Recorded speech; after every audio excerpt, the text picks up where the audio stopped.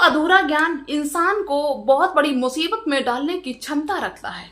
वो कहावत नहीं कही जाती है कि बीछी तक का मंत्र नहीं आता है और सांप के बिल में हाथ डाले पड़े हो। तो इसी पे आधारित आज हम आपको एक कहानी सुनाने जा रहे हैं जो हास्य भी है और शिक्षाप्रद भी है। इससे आपको पता चलेगा भैया कौन सा काम आपको करना चाहिए, कौन सा काम नहीं करना चाहिए। दोस्तों, एक समय की बात है, एक गांव में ऐसा बुजुर्ग आदमी रहता था जिसकी उम्र 70 साल के ऊपर थी। और दोस्तों, उस बुजुर्ग आदमी के पास में एक हुनर था, एक काबिलियत थी। वो कब्र में से जो अमीर लोगों की मौत हो जाती थी उनको दफनाया जाता था, तो उनकी कब्र में पैसा भी रखा जाता था कि भैया पैसे वाले हैं तो इनकी कब्र में पैसा रखते हैं। उस कब्र में से कफन और पैसों को निकाल लिया करता था और उस बुजुर्ग आदमी को कुछ भी नहीं होता था क्योंकि वो तंत्र मंत्र जानता था। ये उसके पास में हुनर था। दोस्तों, एक बार की बात है कि ये बुजुर्ग आदमी अपने किसी काम से शहर में जाता है। जब शहर में जाता है तो वहां पे रात हो जाती है और रात गुजारने के लिए वो एक धर्मशाला में जाता है। धर्मशाला में और भी लोग ठहरे हुए थे जिनको रात हो गई थी। तो वहां पे बहुत सारे लोग थे, बहुत सारे लोगों से ये बुजुर्ग आदमी बात करता है और एक दो लोगों से दोस्ती हो जाती है। लेकिन उन्हीं सब में एक ऐसा आदमी मिल जाता है जिससे इस बुजुर्ग आदमी की बहुत अच्छी दोस्ती हो जाती है।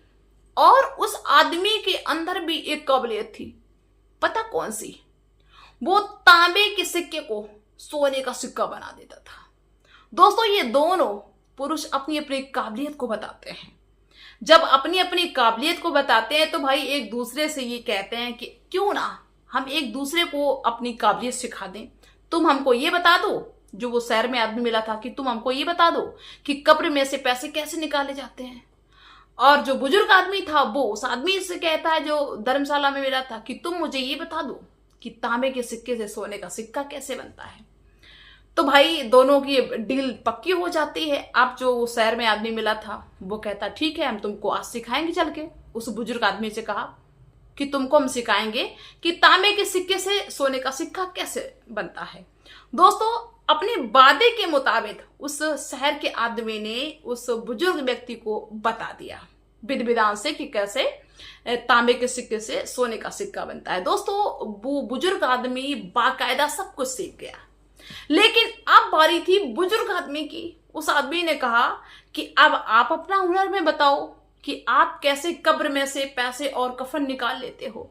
तो वो बुजुर्ग आदमी कहने लगा कि देखिए, तुमने तो मुझे सिखा दिया, लेकिन मेरा जो गुरु मंत्र है ये सीखने के लिए आपको इंतजार करना पड़ेगा। जब शहर का कोई पैसे वाला आदमी मरेगा और उसको दफनाया जाएगा, भाई तभी तो पैसे ऐसे रखे जाएंगे। कोई गरीब आदमी मर जाएगा, उसको दफनाएंगे, एक चवन्नी लोग नहीं रखेंगे तो क्या फायदा है। शहर का कोई पैसे वाला आदमी मरने दो, इसके बाद में उसको जब दफनाया जाएगा तब तुमको हम ये मंत्र सिखाएंगे। अब क्या था भाई कि अब ये दोनों के दोनों किसी पैसे वाले आदमी के मरने का इंतजार कर रहे हैं। अब इस इंतजार में काफी समय बीत गया, 5-6 महीने का समय बीत गया। लेकिन दोस्तों, क्या होता है कि उसी शहर में एक दिन एक पैसे वाले आदमी की मौत हो जाती है, देहांत हो जाता है। और वो मुस्लिम था, इसलिए उसको दफनाया जाता है, कब्र खोद के दफनाया जाता है। तो पैसे वाले घर का था तो उसकी कब्र में पैसे ऐसे रखे गए।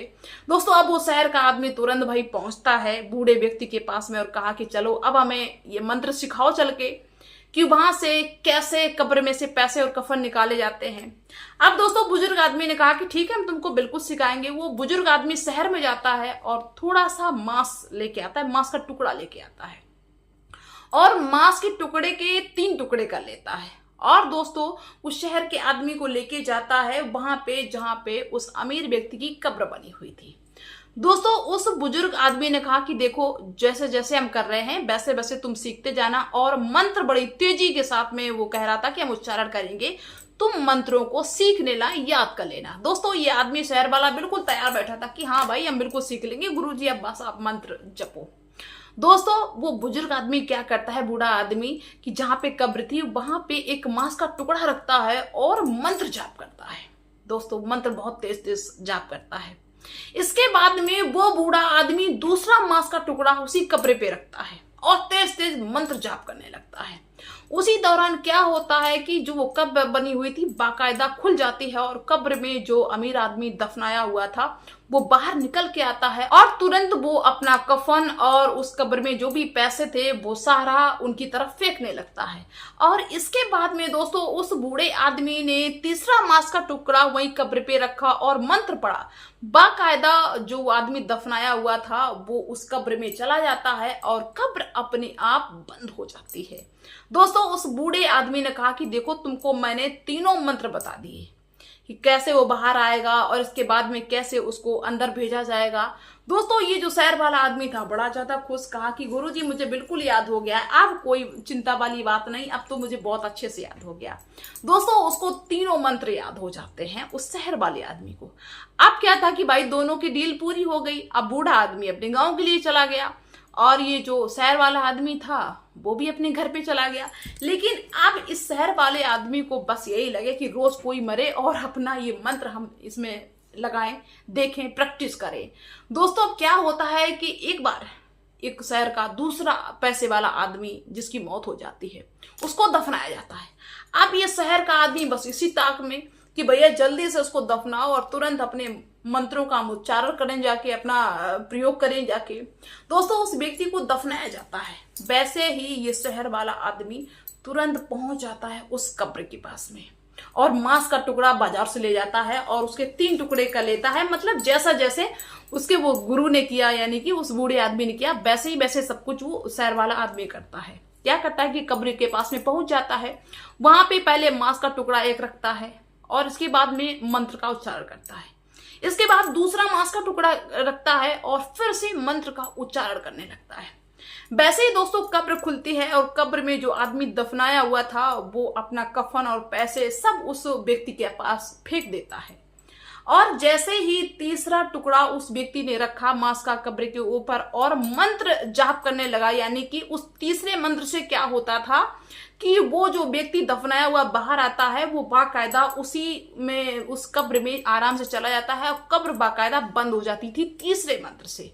तो दोस्तों जब ये व्यक्ति तीसरा मंत्र पढ़ने लगता है तो ये मंत्र बीच में भूल जाता है। अब तो बड़ी मुसीबत, अब जब तक वो मंत्र पूरा नहीं होगा तब तक वो जो सामने मुर्दा खड़ा हुआ है वो उस कब्र में जाएगा नहीं। लेकिन दोस्तों ये शहर वाला व्यक्ति पता क्या करता है कि जो भी उस मुर्दे ने कपड़ा और पैसे इसके पास में फेंके थे ये उन सबको समेटता है, तुरंत उस मुर्दे के पास में फेंक देता है कि कैसे मेरी जान छूटे, मंत्र तो भूल ही गए। लेकिन वो जो मुर्दा था वो तुरंत कफन को उठाता है, पैसों को उठाता है, दोबारा उस व्यक्ति के पास में फेंक देता है। वो व्यक्ति फिर मुर्दे के पास फेंकता है, मुर्दा फिर उसके पास में फेंकता है। मतलब ये सिलसिला टूट ही नहीं रहा। अब वो व्यक्ति इतना ज्यादा घबराता है कि भाग खड़ा होता है कि अब इससे जान कैसे छुटाए। अपने गुरु जी को याद करता है कि कहाँ हो, हमें तीसरा मंत्र बता दो, हम तो भूल गए। भागता जा रहा है लेकिन जैसे ही पीछे मुड़ के देखता है कि मुर्दा भी पीछे भाग रहा है, यानी कि मुर्दा उस कब्र में अंदर गया ही नहीं, वो मंत्र भूल गया। और ये भागता जा रहा है, भागता जा रहा है। जैसे तैसे दोस्तों ये व्यक्ति अपने घर पे पहुंचता है और जैसे मुड़ के देखता है कि मुर्दा उसके दरवाजे पे खड़ा है। दोस्तों उसकी पत्नी कहती कि क्यों वहां पर, क्या हुआ? दोस्तों उस व्यक्ति ने अपनी पत्नी को सारी बात बताई और कहा कि आज ये मुर्दा मेरे पीछे पड़ गया है और हम इसको अंदर करना भूल गए क्योंकि तीसरा मंत्र हम भूल गए। क्या करें, मेरा पीछा नहीं छोड़ेगा, मुझे मार डालेगा, ये मेरे घर तक आ गया। दोस्तों उस व्यक्ति ने अपने पत्नी से कहा कि तुम ऐसा करो, खाना पीना हमारे लिए जंगल में ले आना। अब हम यहाँ से घर से भाग रहे हैं, घर पे मुझे रहने नहीं देगा, वहीं जंगल में ले आओ मेरे लिए खाना पीना, वहीं रहेंगे जाके, ये मेरा पीछा कर रहा है। दोस्तों वो व्यक्ति जंगल के लिए भागने लगता है लेकिन वो मुर्दा उसका पीछे किए हुए है। दोस्तों वो बीचों बीच जंगल में रुकता जाके सोचता है कि अब शायद है कि मुर्दा मेरा पीछा नहीं कर रहा होगा। लेकिन जैसे ही मुड़ के देखता है कि पीछे मुर्दा उसके लगा हुआ है, अब तो ये बहुत ज्यादा डर जाता है, इसके हाथ पैर कांपने लगते हैं। जैसे तैसे थोड़ा सा समय वहां पे काटता है लेकिन अब वो व्यक्ति भागने लगता है। कहाँ के लिए? अपने उसी गुरु के लिए, उसी गांव के लिए भागने लगता है कि जैसे तैसे मुझे अपने गुरु का घर मिल जाए जिन्होंने मुझे गुरु मंत्र दिया है, तो उनसे दोबारा तीसरा मंत्र पूछ ले ताकि इस मुर्दे को कब्र के अंदर कर दे। दोस्तों ये व्यक्ति भागता जा रहा है और पीछे मुड़ के देखता है कि वो मुर्दा भी भाई पीछे चला चला आ रहा है। जैसे तैसे अपनी उस गुरु के गांव में पहुंचता है और पूछते पुछाते उस घर तक पहुंचता है जिस घर में वो बुजुर्ग आदमी रहता था। दोस्तों, ये व्यक्ति बहुत ज्यादा हांफते हुए उस घर के सामने पहुंचता है और कुंडी खटखटाता है। उस घर से एक महिला निकल के आती है।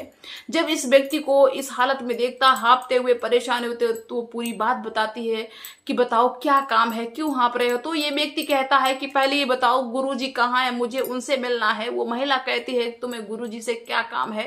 तब ये शहर वाला व्यक्ति पूरी बात बताता है कि हम तीसरा मंत्र जो था उसको भूल गए, अब मेरे पीछे एक मुर्दा पड़ा हुआ है, मैंने उसको कब्र में नहीं कर पाया। लेकिन दोस्तों, उस महिला ने कहा कि बेटा मैं क्या बताऊं, तुम्हारे जो गुरुजी थे 3 दिन पहले ही गुजर गए हैं, अब वो इस दुनिया में नहीं रहे हैं, अब तुम्हें मंत्र कौन बताएगा। लेकिन दोस्तों, इस व्यक्ति के दिमाग में ये आइडिया आता है कि गुरुजी की जहां पे कब्र है वहां पे हम जाएंगे और हम कब्र में से निकाल तो लेते हैं मुर्दा को, तो वैसे हम गुरुजी को भी निकाल लेंगे और इसके बाद में निकाल के गुरुजी से पूछ लेंगे गुरुजी आपने हमें कौन सा मंत्र बताया था अंदर करने का, मुर्दा अंदर करने का। तो गुरुजी हमको बता देंगे तो कम से कम इससे पीछा छूट जाएगा। अब क्या था कि भाई पूछते पूछाते वो व्यक्ति वहां पे पहुंच जाता है जहां पे उस बुजुर्ग आदमी को दफनाया गया था। तो जैसा कि इसको मंत्र मालूम था तो ये मांस के टुकड़े भी ले जाता है और जैसी प्रक्रिया उसने पहले की थी वैसी गुरुजी की कब्र पे भी करता है। और दोस्तों, जैसे ही दूसरी बार मंत्र पढ़ता है वैसे ही गुरुजी उस कब्र में से बाहर आ जाते हैं। तो गुरुजी भी कफन और पैसे फेंकने लगते हैं इसकी तरफ, लेकिन ये गुरुजी की तरफ पैसे और कफन फेंकने लगता है और कहता है कि गुरुजी सुनो, मुझे पैसों की जरूरत नहीं है, मैं तुम्हारा चेला हूं, तुमने मुझे गुरु मंत्र दिया था, लेकिन जो तीसरा आपने मंत्र पढ़ा था गुरुजी कि कब्र के अंदर मुर्दा को कैसे भेजा जाए, बाकायदा उस कब्र को बंद कैसे किया जाए, वो मैं तीसरा मंत्र भूल गया, मुझे तीसरा मंत्र बता दो। अब भाई वहां पे कोई गुरुजी हो तो मंत्र बताए, अब तो वो भूत बन गए, मुर्दा बन गए, वो कैसे क्या सिखाएं। तो वही प्रक्रिया पहले वाली होने लगी, जैसा कि पहले वाला मुर्दा पीछे भागने लगा। दोस्तों, ये गुरुजी पीछे भागने लगे, ये व्यक्ति आगे भागता जा रहा है और सबसे बड़ी समस्या ये कि जो पहले वाला मुर्दा था वो भी पीछे भाग रहा है, गुरुजी है वो भी पीछे भाग रहे। अब दो मुर्दा पीछे पड़े हुए हैं। दोस्तों, अब इस आदमी को कुछ भी नहीं सूझ रहा है कि मैं करूं तो करूं क्या, अब मैं किससे सीखूं। दोस्तों, वो व्यक्ति अपने घर पे जाता है, भागते हुए गिरते पड़ते हुए अपनी पत्नी को सारी बात बताता है कि ऐसे ऐसे हम गुरुजी के वहां पे गए थे, लेकिन गुरुजी भी मेरे पीछे भागने लगे। देखता है कि पीछे दो भूत खड़े हुए हैं। दोस्तों, अपनी पत्नी से कहता है कि तुम जंगल में मेरे लिए खाना लेके आओ और जंगल में ही हम कुटिया बना के रहेंगे। अब ये भूत मुझे घर पे रहने नहीं देंगे, अगर हम घर पे रहेंगे तो ये भूत बाकी घर वालों को भी सताएंगे, तो इससे अच्छा है कि मुझे ही सता ले। दोस्तों, वो व्यक्ति जंगल के लिए भागने लगता है जहां पे वो पहले रहने के लिए जाता है, लेकिन वो भागते भागते इतना ज्यादा परेशान हो जाता है कि उस कुटिया तक पहुंचते पहुंचते ही उसका दम निकल जाता है, यानी कि अटैक जैसा पड़ जाता है, यानी कि तीसरे व्यक्ति की भी मौत हो जाती है। दोस्तों, अब उसकी पत्नी जब वहां पे खाना पीना लेके जाती है तो वहां का नजारा देख के वो दंग रह जाती है कि वहां पे एक नहीं 3 मुर्दा खड़े हुए हैं।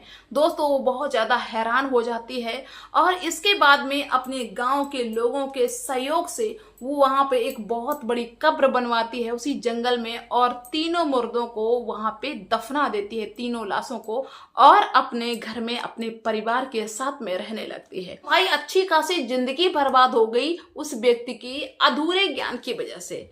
तो सभी से ये कहना है कि जिंदगी का कोई भी पार्ट हो, कोई भी सब्जेक्ट हो, जब तक उसमें गहन अध्ययन ना हो जाए, पूरी जानकारी ना हो जाए, तो ज्यादा गुरु बनने की कोशिश ना करना, वरना ऐसा ही हश्र होगा जैसा उस शहर वाले आदमी का हश्र हुआ। तो आप लोग अपनी राय बस रखना और हर चीज को अच्छे से जांचिए, परखिए, समझिए, तब उसमें गुरु बनिए। तो मिलते हैं नेक्स्ट वीडियो में, तब तक के लिए बाय सभी को।